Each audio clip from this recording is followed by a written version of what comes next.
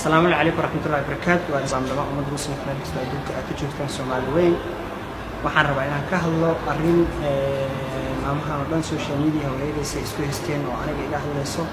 وكسر أصلا صوت وباخذ برنامج كان بيجي هذا الصومال international fashion show أنا جاي وباخذ وحنا ربعنا سيد الصحة وإلهي لو جاينا وهلا عن كجور محل إيش بين عن كجور محل إيش دبلمان كله وتدا شرح البرنامج كان sababta aan u imid horta waxay invite gareyn ama casuumad soo taqaanaa bal isoo casuumadan ku imaaday oo marka laga hadlaayo dad baa ka soo hadlay lacag buu qaatay markaasuu barnaamijkan kama qayb galin arrinta lacagta ah wax la yiraahdo lacag horta marka hore kuma imaan waxaan ku imaaday casuumad sharaf taas halkaas taata number 1 tan labaad maxaa la ii sheegay horta waxaan raacay saddex u kala dhigo waxaan saddex ugu kala dhigatan kuwadan waa inaan ka hadlo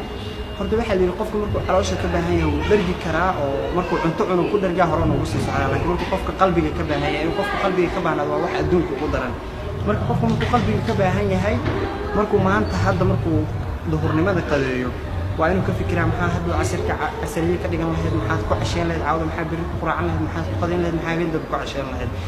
marka intaas si uu u helo waa inuu been sheegaa waa inuu wuxuu doono ku hadlaa waa inuu wuxuu soo hubiyay ku hadlaa inta ka soo hadashay barnaamijkan hadda baaqashada barnaamijkan aan ka baaqday qof ku soo hadla ma jiro wax runa qof ku soo hadlay wax sax maanta oo la hubay iyo wax meesha ka dhacay qof ku soo hadla ma jiro marka waxaan leeyahay tan number 1 waxa uga baxaya qofku markuu caloosha ka baahan yahay uu dhargi karaa laakiin markuu qalbiga ka baahan yahay ma dhargi karo waa inuu wuxuu doono sameeyaa been iyo wuxuu doono taas halkaas uga baxay tan labaadaan waa markii aan galo tan labaad waxaan uga hadlayaa arrinta sida saxda ah ee khilaafka ka imaaday sababtay ku dhacday aan ka hadlayo horta number 1 aniga waxa ii soo diray rag baa casuumad ii soo diray hadal rageed baan ku soo baxay go'aan rageed baan ku soo baxay go'aan rageed aan meeshan ku imaaday nagoo imaanay hotelka degan markii la gaaray xilliga habeenkii inaan isdiyaarino ahayd hoos aan u degano hotelka aan deganaa la kaliya xaflad lagu dhigay marka hotelka inaan hoos u degano xilliga laga rabay inaan hoos u degano ka qayb galno barnaamijka baa gabar imaaday gudaha noogu soo gashay markaas waxay dhahday saaxiib calaykum iyadoo gabadhii muransan markaas waxay dhahday waxaan rabaa waxaan gabadhii iyadoo waxaan u soo invite gareeyay dayax inuu u heeso nin athletic madax ah oo meeshan joogo oo ka soo qayb gala barnaamijka waxay tiri waxaan u soo casuumay inuu ninkaas aniga igu heeso aniga waa fahmi waayay hadalka wiilasha isu casuumay kamid ah banaanka joogeen aniga gudaha ku jiro qolka ayaga markaa meesha ka banaanka ay ku murmaayeen ayaga murmeen marka aan imaba galinba waa hawsha dhimaystaan hoos u degnay marka aan hoos u degnay la rabay xafladii nooga dhiman tahay albaabka bis inaan ka galno meesha dadku isku diyaarin lahaayeen dadku modelka ku libsanay wixii oo dhan marka taaganahay ay gabadha haddana igu soo laabtay noo imaadaan xaaskeeda meesha isla taagan marka noo imaado waxay tiri salaamu calaykum haddii ay ka qayb galayso barnaamijka waxaa shardi ah inaad telefishin bay sheegta magaciisa aanu ma aqraano laakiin telefishinkaasna inaad berrito waraysi siiso waxaan dhahay excuse me sister maxaa u baahan tahay yaana tahay intaas ka timi intaas ka socda waxay tiri qofka barnaamijkan watay gabadha barnaamijkan dhan wadatay waa aniga marka aniga hadal uma furin ma xilwaanka anagoo yani jawaabteeda diidan bay isku imaadeen ayaga marka isku imaayay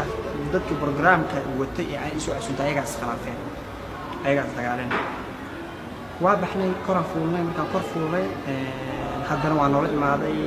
waxaa la yiri maadaama wiilka adnaan la dhahaan isu casuumay adnaanka ay imaaday wuxuu dhahay madaxayga fiir wajigayga fiir marka khilaaf xaggaas ah ma dhici doono markaan soo laabanay anagoo hotelka u baahnaa dana mar labaad inaan galno baa wiilashii ka mid ahaa ayagana barnaamijkii baa ani gabadhii xaggeeda jiray oo haddana ii sheegay anina gabadhii iyagu islahaayeen marka xaggayga su'aal la iga raali ahaa waxaan u baahanahay inaan barnaamijka ka qayb galo marka ha ii soo dhawaanin oo xaggaas iga tag wiilkii markaas maxaa la ii sheegay anaga iskhilaafnay iyo wiilkii kale aniga soo dejiyaa isu aamurmeen markay murankiiba wuxuu ku dhamaaday inay iyagu intuu soo baxaan iskal isku balbalaan is dagaalaan barnaamijka meesha ku dhamaaday qaybta labaad xaggaas uga baxay marka barnaamijka laga hadlaayo waxaan rabaa marka inaan midda saddexaad u gudbo oo beenta ay dadka magaalada wareejinayaan iyo social media iyo YouTube meel walba ay wadaan waxaan rabaa inaan taas si sax marka uga hadlo ee dadku ka hadlayaan وعرنت فرحيو saddexaad ku soo gabagabeyn doona horta farxiyan waxaan kaga sheegayaa horta habeenkii ilaahay baa ila ogiyay rasuulkiisa wax beenaan kuma daraayo farxiyo inta aniga sawirka ila galaysay ee iyada inta sawirka la galaysay ayadaaba iga badneenba aniga oo qofba aan ima rabinba ayada dadku dhan ayada sawir la galayeen oo ayada famous kale ahaydba so waxay tiraahdeen gabar baa intay dayax u imaaday ay